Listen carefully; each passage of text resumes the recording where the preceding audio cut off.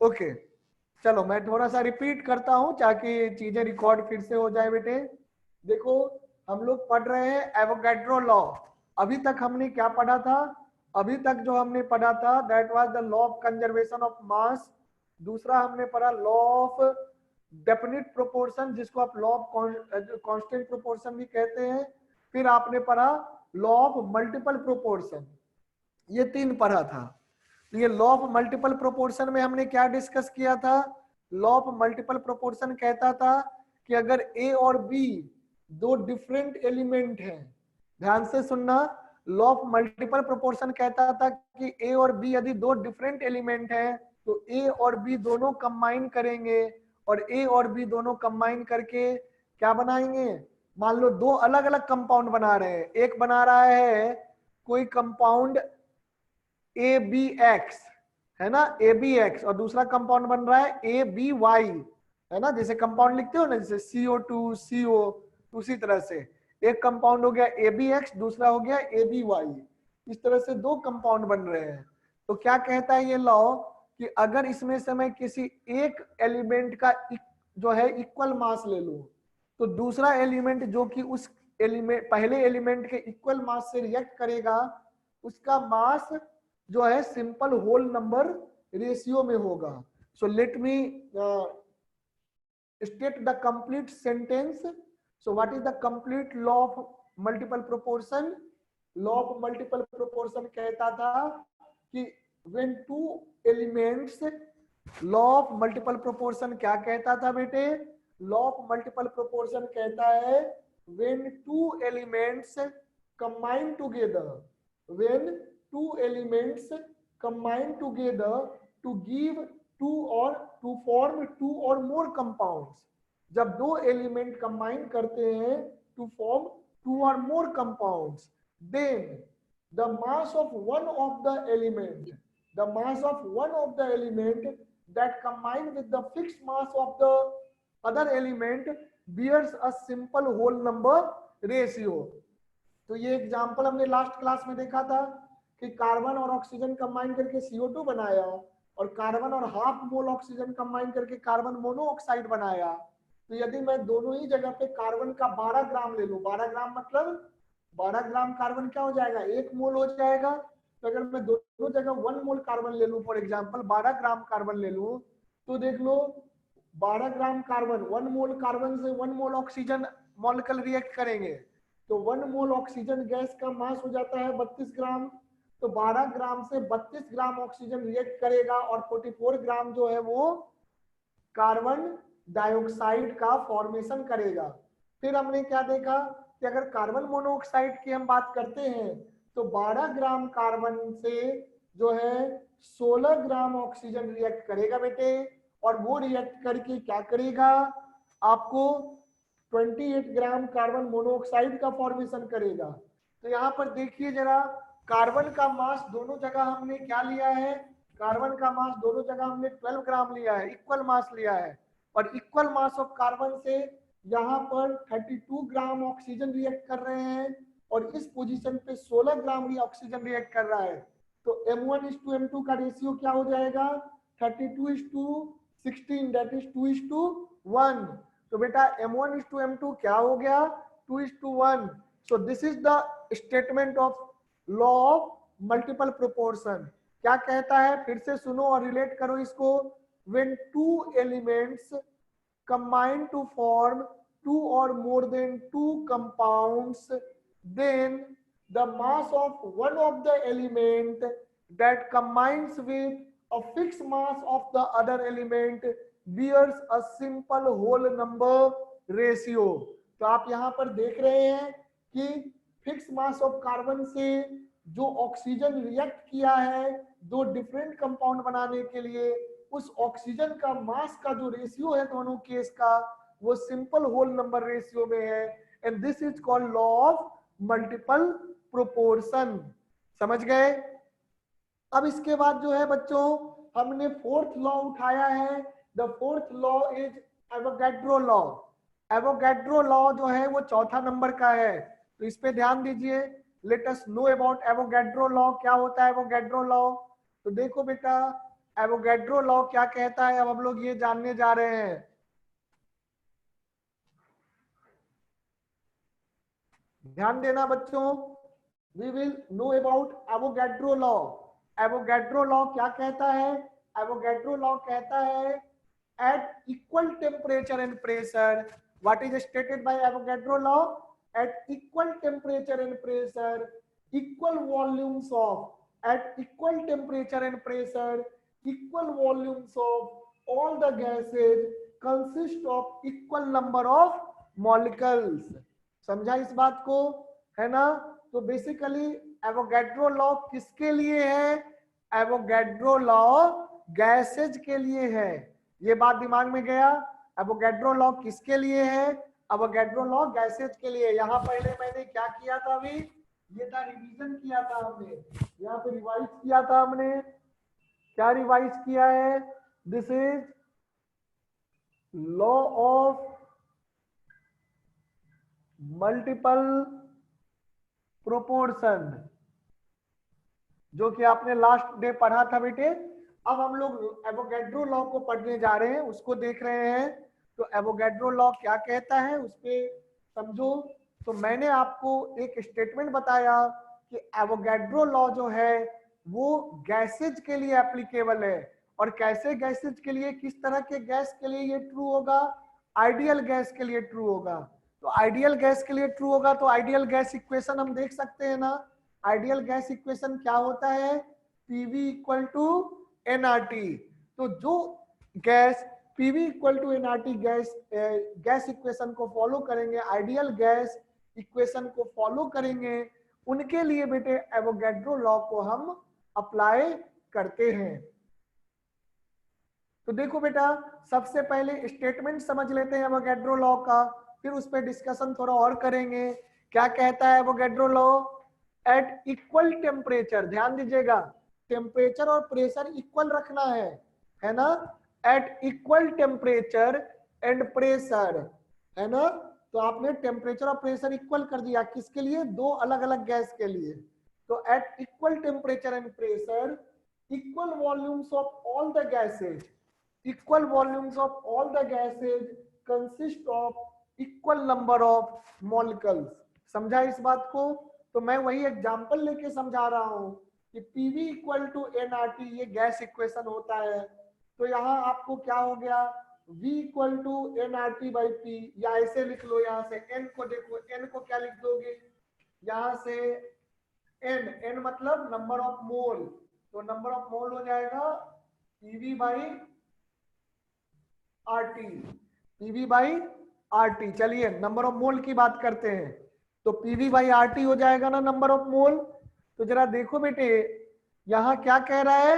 Equal temperature and pressure. तो pressure और temperature भी इक्वल लेना है, और क्या है? इक्वल वॉल्यूम लेना है। तो बेटे हमने दो गैस लिया यहाँ पर, एक हाइड्रोजन गैस लिया, दूसरा ऑक्सीजन गैस लिया, और दोनों का वॉल्यूम कितना लिया है हमने? दोनों का इक्वल वॉल्यूम लिया है as per the statement of Avogadro law.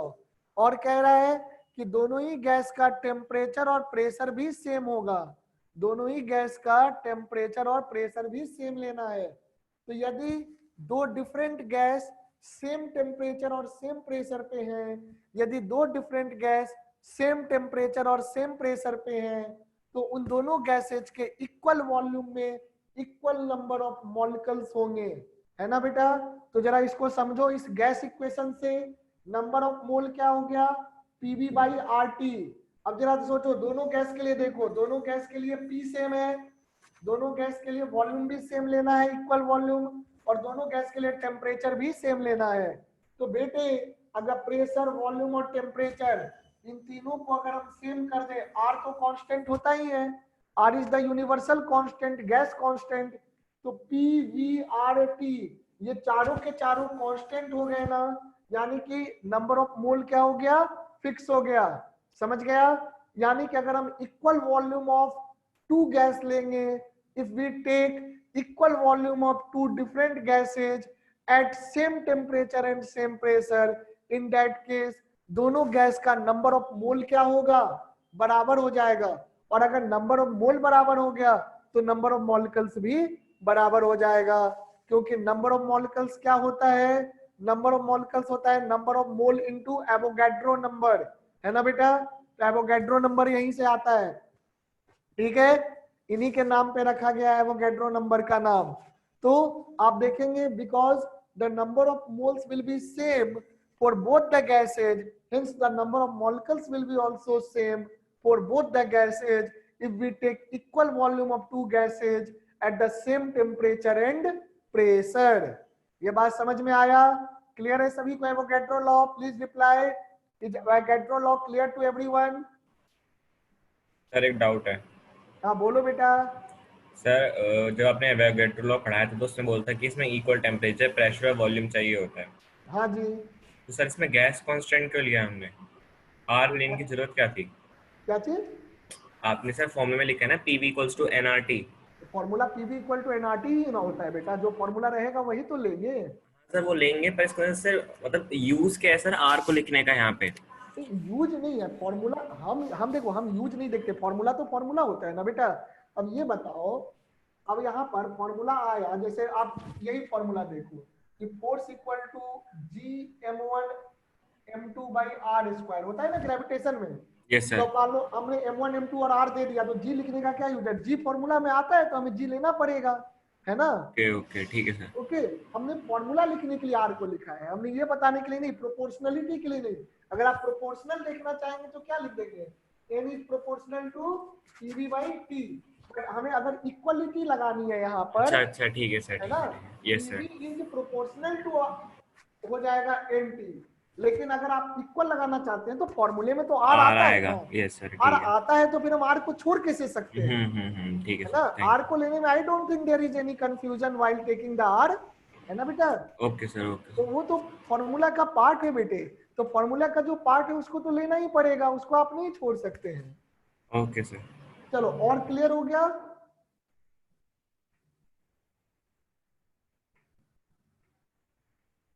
देखो, तो चलिए इसको नोट डाउन कर लीजिए, एवोगैड्रो लॉ को नोट डाउन कर लीजिए। एक और लॉ है, फिर हम लोग मोल कॉन्सेप्ट पे बढ़ जाएंगे, है ना। जल्दी से करो बेटा इसको नोट।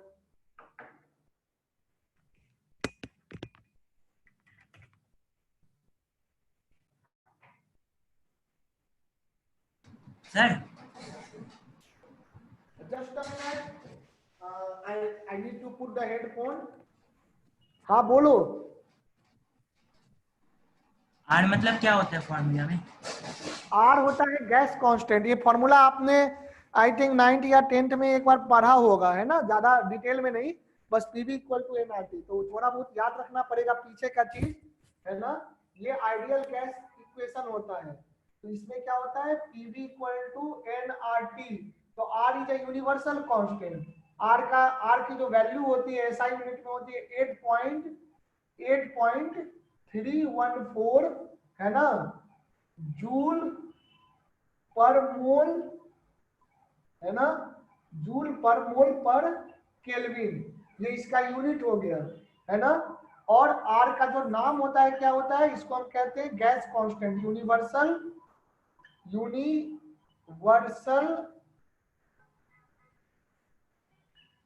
गैस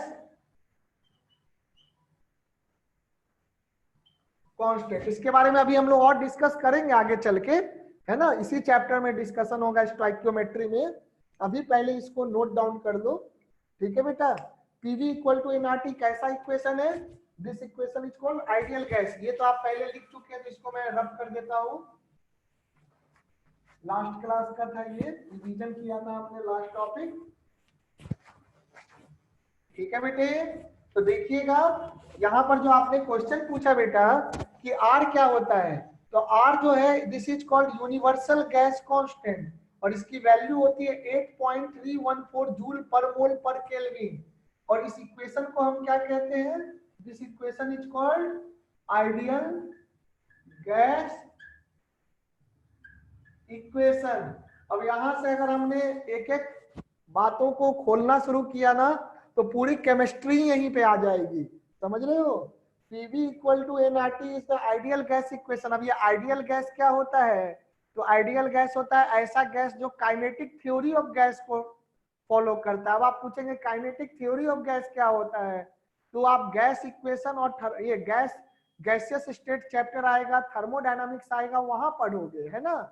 तो वो अभी आगे काफी आगे आएगा चैप्टर, तो उस पर हम लोग ज्यादा डिस्कस नहीं करेंगे। अभी बस आप जो अंडर 10th के नॉलेज पे जानते हैं कि PV equal to NRT ideal gas equation है और आर की वैल्यू ये होती है ना।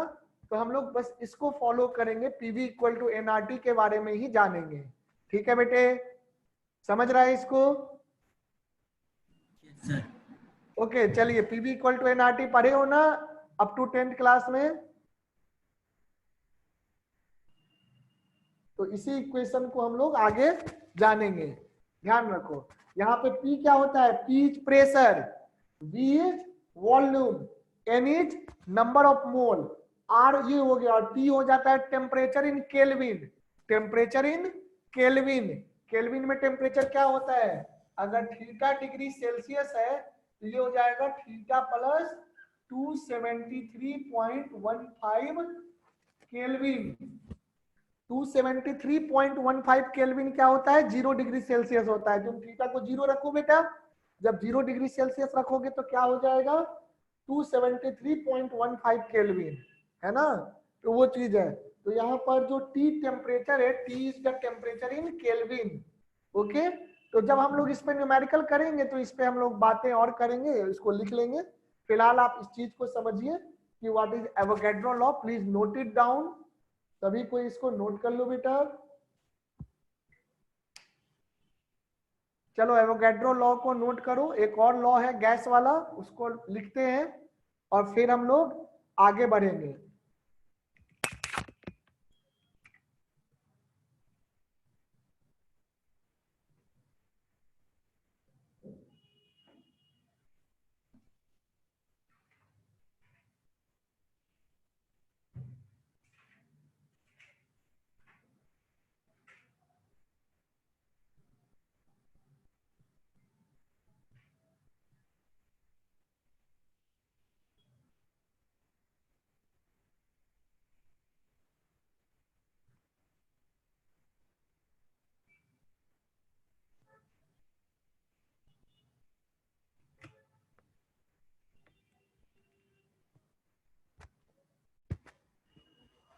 हो गया नोटेड डाउन?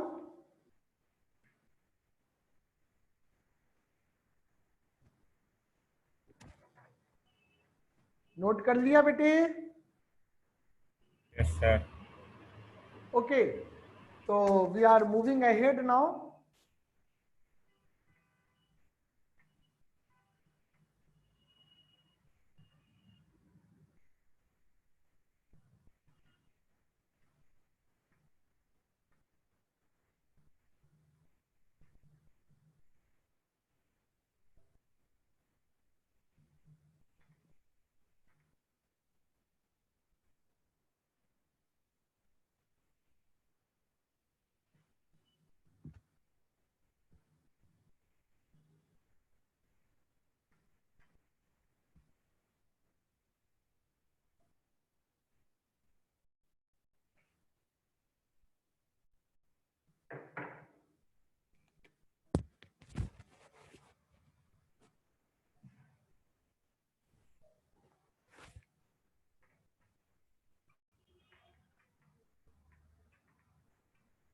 गैलोसिक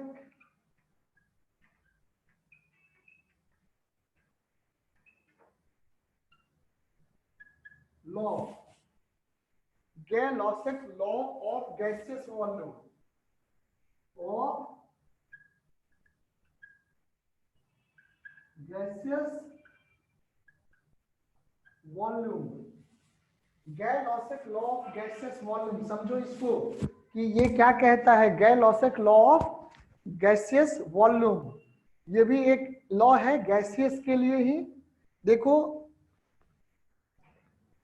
बेटे, ये सिर्फ गैसेस के लिए, गैस में जो रिएक्शन होता है ना, जब गैसेज में रिएक्शन होते हैं ना बेटे, उसके लिए ये लॉ है, Gay Lussac law of gaseous volume. ये जो लॉ है गैसियस रिएक्शंस के लिए सिर्फ होता है ना। जैसे कि मान लो मैं एक आपको एग्जांपल ले रहा हूं, जैसे गैसियस रिएक्शन का ही मैंने एग्जांपल जैसे लिया था, एक एग्जांपल लीजिए कार्बन, नहीं तो कार्बन में तो कार्बन तो सॉलिड हो गया ना, हमें गैस वाला इक्वेशन लेना पड़ेगा, है ना, गैस लेना पड़ेगा। तो गैस में आप ले लीजिए जैसे कि क्या ले लें,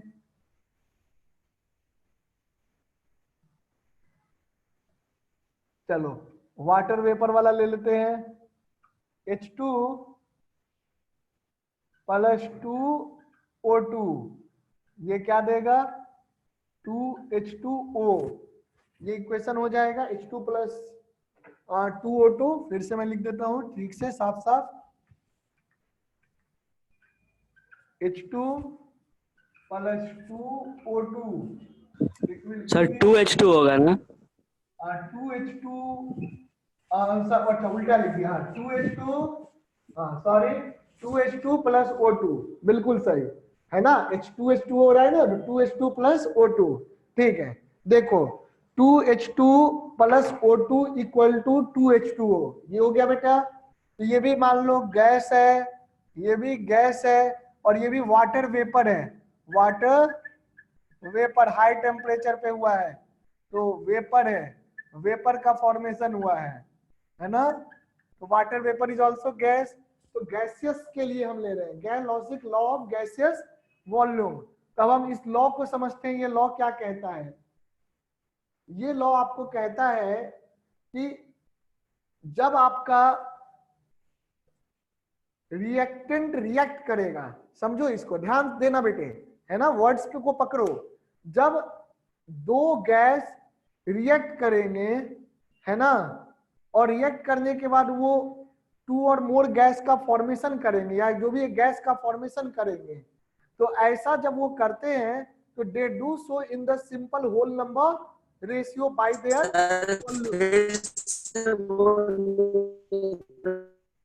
आपकी आवाज कट रही है बेटे।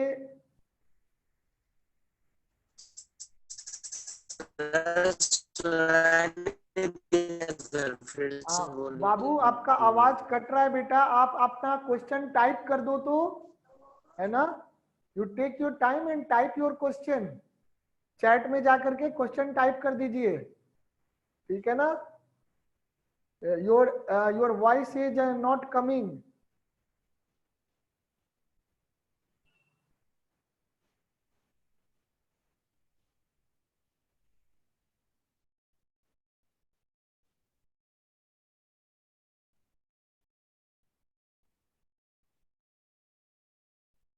ठीक है बेटे, नेटवर्क इशू से आपकी वॉइस नहीं आ रही थी, तो आप जो है अपना क्वेश्चन जरा टाइप कर दो तो बेटा।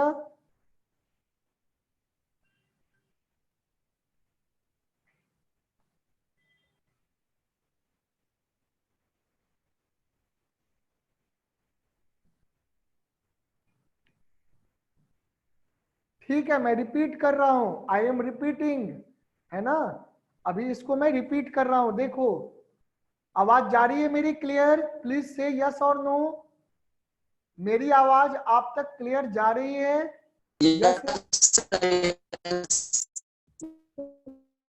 यस या नो टाइप कर दो बेटा। योर आवाज is still not coming clear, your voice is still not coming clear, please type. क्या आपको मेरी आवाज अच्छे से क्लियर जा रही है?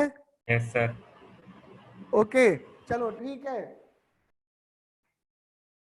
देखो आप लोग जो है, यस गुड, है ना, बेटर होगा कि हेडफोन या ईयरफोन यूज कर लेना, तो ज्यादा क्लियर आवाज सुनाई देगी, और जब आप बोलेंगे भी तो आपकी आवाज मुझे क्लियर आएगी। ओके देखो, सो हम लोग पढ़ रहे गेलोजिक लॉ ऑफ गैसियस वॉल्यूम। तो पहले मैंने एक रिएक्शन लिया है, पहले रिएक्शन जो लिया है उसको देखिए, फिर मैं स्टेटमेंट बताऊंगा। यहां मैंने क्या किया, हाइड्रोजन और ऑक्सीजन को रिएक्ट करा के वाटर बनाया in the gaseous form. Water का गैसियस फॉर्म क्या हो जाएगा, वाटर का गैसियस फॉर्म हो जाएगा वाटर वेपर। तो यहाँ वाटर वेपर का फॉर्मेशन हो रहा है। अब जरा देखो ये गैलोजिक लॉ कहता क्या है, let us know about it's statement. मैं लिख रहा हूं, इसको देखो आप लोग।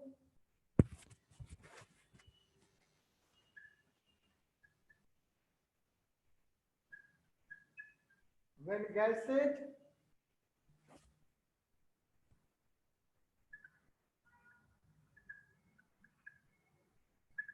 combines or produced,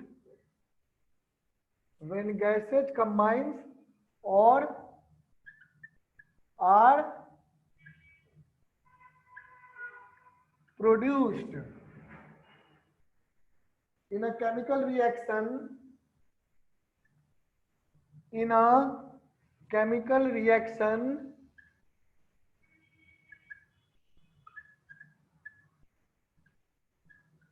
they do so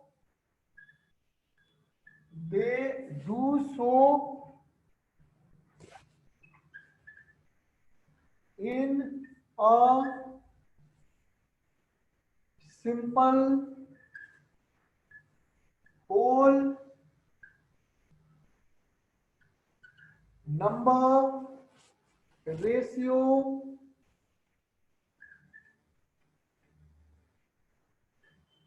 of their volume. They do so in the simple whole number ratio of their volumes. Okay, तो ये पहले आप स्टेटमेंट को समझो, इसको पढ़ो बेटा और समझो, फिर मैं जो ऊपर एग्जांपल लिया हूं उसके हेल्प से एक्सप्लेन करूंगा। Everyone right this statement, right this equation. Okay, फिर मैं आपको समझाता हूं कि ये लॉ क्या कहता है।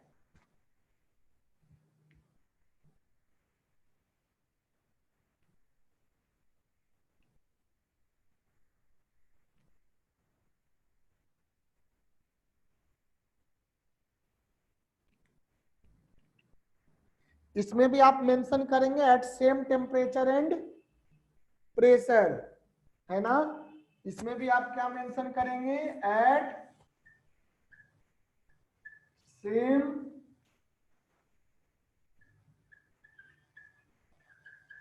Temperature and pressure. तो टेम्परेचर प्रेशर बेटे इसमें भी आपको सेम रखना होगा, जैसे एवोगैड्रो लॉ में कंडीशन था टेम्परेचर और प्रेशर को सेम रखने का, उसी तरह से इसमें भी टेम्परेचर और प्रेशर को सेम रखना होगा। चलो इसको नोट कर लो आप लोग। Everyone first of all note this law, इस लॉ को नोट करिए, फिर मैं आगे बताऊंगा।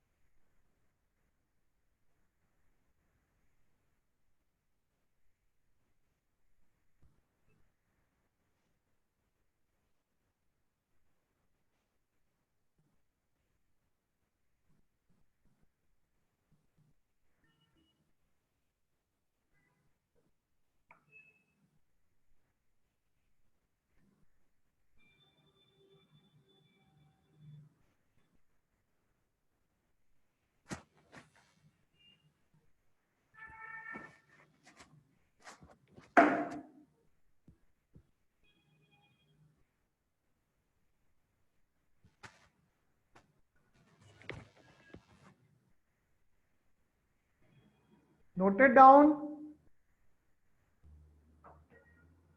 देखिए अब इसको समझिए, अगर आपने इसको नोट कर लिया है तो अब इस पे ध्यान दीजिए। Try to understand this Gay Lussac law of gases volume. हमने कहा when gases combine or are produced in a chemical reaction they do so in a simple whole number ratio of their volume at same temperature and pressure. तो क्या कहने का मतलब है यहाँ पर, जो रिएक्शन है ये 2H2 प्लस O2 है ना, दिस गिव्स यू 2H2O। तो क्या होगा, अगर मान लीजिए कि मैं यहां पर अगर क्या होगा, देखो 1 मोल अगर मैं लूंगा तो 1 मोल लूंगा तो वो 2 मोल हाइड्रोजन से रिएक्ट करेगा ना। ओके, 1 मोल ऑक्सीजन किससे रिएक्ट करेगा, 2 मोल हाइड्रोजन गैस से करेगा। और देखो टेम्परेचर और प्रेशर आपने सेम रखा है बेटे, तो अगर टेम्परेचर और प्रेशर सेम रखा है तो ये बताओ कि इक्वल वॉल्यूम में एवोगैड्रो लॉ क्या कहता है कि at the same temperature and pressure, Avogadro law का स्टेटमेंट से रिलेट करो, at same temperature and pressure equal volume of all gases contains equal number of molecules. Equal number of molecules means equal number of moles, है ना। Molecule अगर बराबर होंगे तो number of moles भी बराबर हो जाएगा। ओके, तो वही चीज है कि अगर यहाँ पर मैं अगर नंबर ऑफ मोल्स बराबर लूंगा तो वॉल्यूम भी बराबर हो जाना चाहिए, है ना, because equal volume contains equal number of moles according to Avogadro law. So equal number of moles will be having equal amount of volume. ये बात समझ में आया। एवोगैड्रो लॉ क्या कहता है कि सेम टेम्परेचर और प्रेशर पे यदि आप इक्वल वॉल्यूम ऑफ गैस लेंगे तो इक्वल वॉल्यूम ऑफ गैस में इक्वल नंबर ऑफ मॉलिक्यूल्स होंगे। अगर इक्वल नंबर ऑफ मॉलिक्यूल्स हुआ तो इसका क्या मतलब हो गया कि नंबर ऑफ मोल्स भी इक्वल हो जाएंगे, है ना। तो इसी को उल्टा सोचो कि अगर नंबर ऑफ मोल इक्वल होंगे सेम टेम्परेचर प्रेशर पे तो वॉल्यूम इक्वल होना पड़ेगा एज पर एवोगैड्रो लॉ, है ना। तो equal volume, equal number of मोल का मतलब इक्वल वॉल्यूम, तो इक्वल मोल में इक्वल वॉल्यूम, तो डबल मोल में क्या होगा, डबल वॉल्यूम होगा ना। तो यहां देखो अगर मैं 1 मोल लेता हूं ऑक्सीजन तो 1 मोल ऑक्सीजन लूंगा तो यहाँ क्या होगा, 2 मोल हाइड्रोजन होगा। तो अगर 1 मोल ऑक्सीजन का वॉल्यूम V है तो 2 मोल हाइड्रोजन का वॉल्यूम क्या हो जाएगा, 2V हो जाएगा at same temperature and pressure. तो गैलोजिक लॉ क्या कहता है कि व्हेन गैसेज कंबाइन, ठीक है, प्रोड्यूस का बाद में देखेंगे, when gases combine in a chemical reaction they do so in a simple whole number ratio of their volume। तो जरा देखो अगर यहाँ 1 मोल हुआ तो यहाँ 2 मोल हुआ, तो 1 मोल का जो वॉल्यूम होगा उसका डबल होगा 2 मोल का वॉल्यूम। तो जरा इनके वॉल्यूम का रेशियो देखो तो बेटे, वॉल्यूम का रेशियो क्या होगा, अगर इसका वॉल्यूम 2V है तो ये V है, तो the ratio of the volume is 2:1, यानी कि ratio of the volume is 2:1 which is a simple whole number ratio. उसी तरह से अगर हम प्रोड्यूस्ड भी देखेंगे तो 1 मोल ऑक्सीजन रिएक्ट करके क्या करेगा, 2 मोल वाटर वेपर प्रोड्यूस करेगा। तो 1 मोल ऑक्सीजन का वॉल्यूम अगर V है तो 2 मोल का वॉल्यूम यहाँ क्या हो जाएगा, 2V as per Avogadro law. ठीक है, तो यहाँ भी आप देखेंगे तो 1:2 का रेशियो हो गया, है ना। तो ये बात क्लियर हो रहा है कि गैलोजिक लॉ क्या कहता है कि अगर कोई 2 गैस कंबाइन करते हैं then at the same temperature and pressure to produce other gas then they do so in the simple whole number ratio, है ना।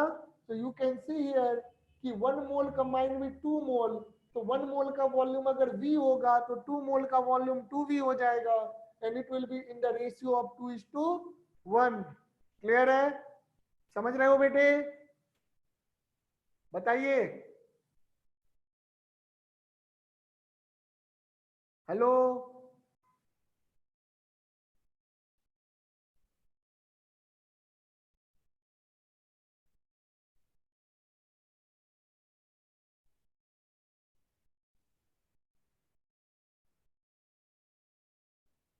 हाँ बोलो बेटा, इज इट क्लियर?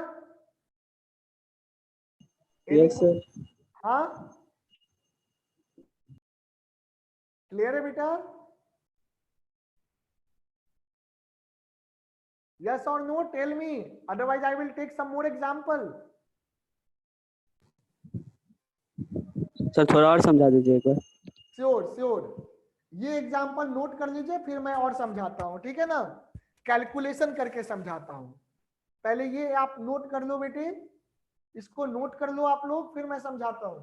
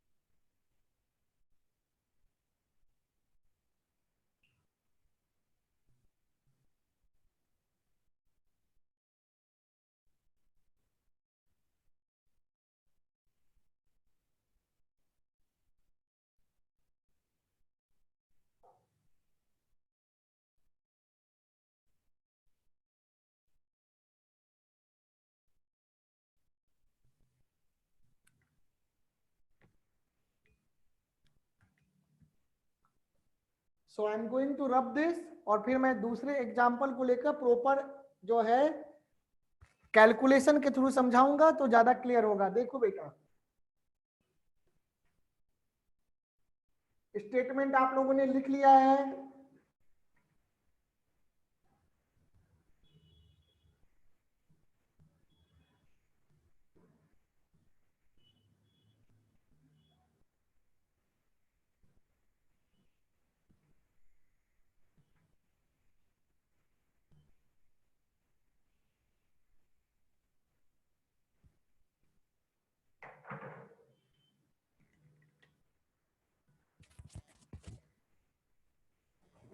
आइए देखिए, हमारे पास जो गैस के लिए इक्वेशन होता है that is equal to PV equal to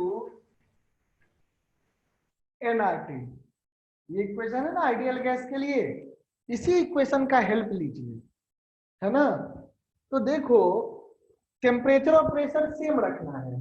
तो अगर मैं यहां से V को लिखूं तो V equal to N R T by T, ये हो जाएगा, है ना।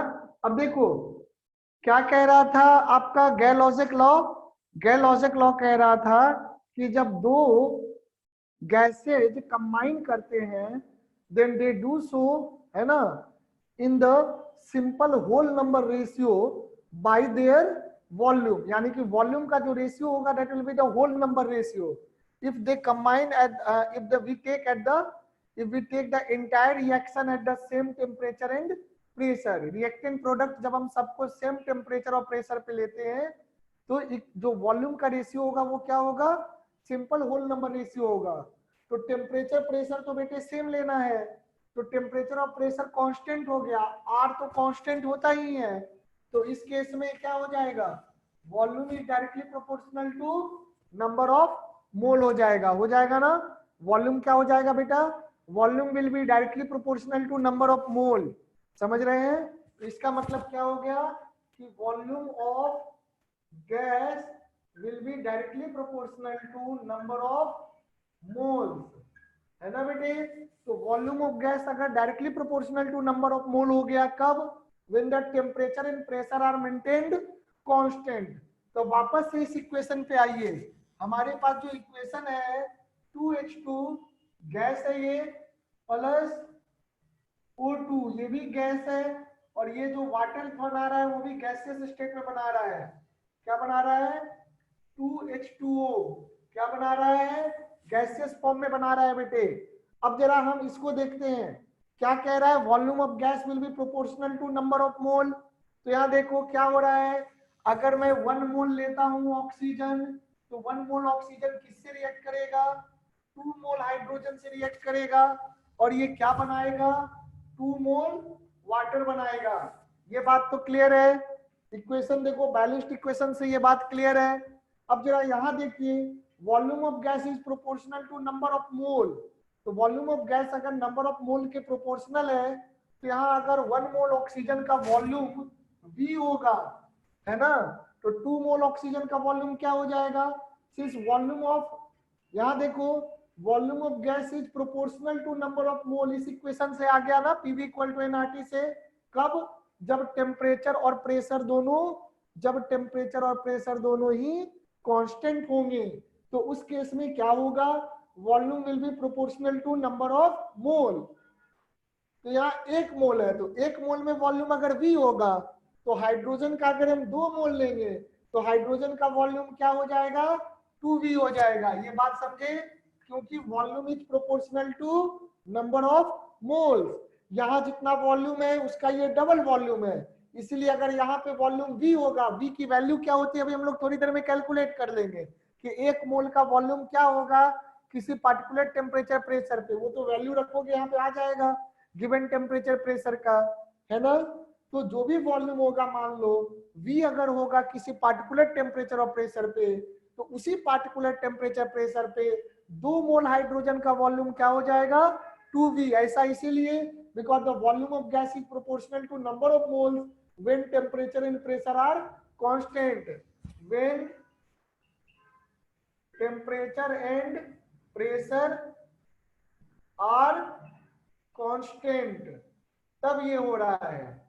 ठीक है, तो यहाँ पर आपको क्या दिख रहा है कि volume of hydrogen gas is to volume of oxygen gas का जो रेशियो होगा वो क्या हो जाएगा 2v/v, दैट इज 2:1, है ना। और अगर हम वॉल्यूम ऑफ वाटर वेपर का वॉल्यूम देखेंगे तो दैट इज ऑल्सो, यहाँ पे 1 मोल के लिए v है तो 2 मोल के लिए यहाँ भी वॉल्यूम क्या होगा 2v होगा। सो दैट इज 2:1:2, तो that is simple whole number ratio. अब ये बात समझ में आ रहा है, बोलो। Yes sir. चलिए अच्छी बात है। तो बेटा ये सारा चीज जो है गैस लॉ जो है ना इक्वेशन, जो गैस इक्वेशन है आइडियल गैस इक्वेशन उसी पे बेस्ड है ना। चलो तब इसको नोट कर लो बेटे, फिर आगे बढ़ते हैं, आगे की चीजों को जानेंगे। Come on note it down, जल्दी से नोट कर लीजिए बेटा।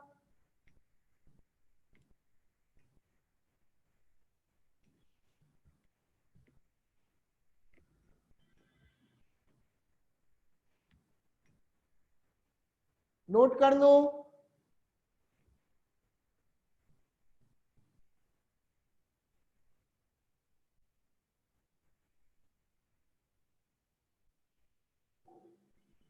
स्टेटमेंट जो है ना सारा लिख लिख कर याद कर लेना, जितने भी लॉ हैं याद रहने चाहिए, है ना, वो जरूरी होता है।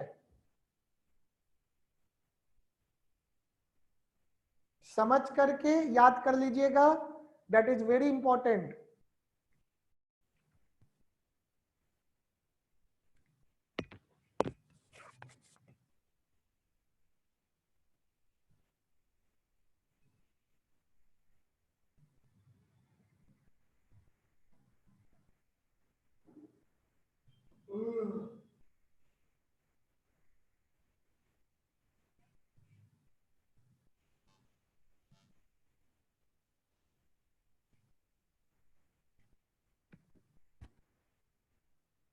तो यहां तक समझ गए, क्लियर है ये, नोट कर लिया बेटा सभी ने। Yes sir. Okay very good. चलिए अब देखो, इसके बाद नेक्स्ट टॉपिक आप लोगों से पहले भी मैंने डिस्कस किया था, थोड़ा सा ध्यान रखिएगा, बहुत इंपॉर्टेंट टॉपिक है, एटॉमिक मास यूनिट, है ना। इस पे हम लोग अगले दिन डिस्कशन ज्यादा करेंगे। एटॉमिक मास यूनिट, इसको हम और दूसरे नाम से क्या जानते हैं, यूनिफाइड मास, यूनिफाइड मास। अब ये एटॉमिक मास यूनिट या यूनिफाइड मास क्या होता है इसके बारे में हम लोग पढ़ेंगे। देखो एक क्वेश्चन जो आपके केमिस्ट्री के टेस्ट में आया था उसका की थोड़ा गड़बड़ है ना, तो उस पर हम लोग अगले दिन डिस्कशन करेंगे, ठीक है बेटे।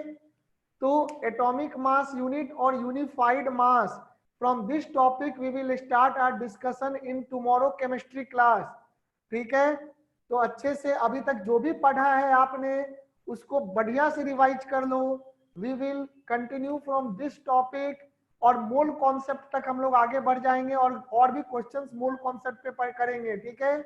तो चलो बेटे आज हम लोग क्लास को यहीं पे ओवर करते हैं, and we will meet tomorrow, not tomorrow, day after tomorrow when your class is there, okay. तो वहां पर हम सारी चीजों को फिर डिस्कस करेंगे, नए कॉन्सेप्ट को जानेंगे। So till then have a nice day, goodbye, good night.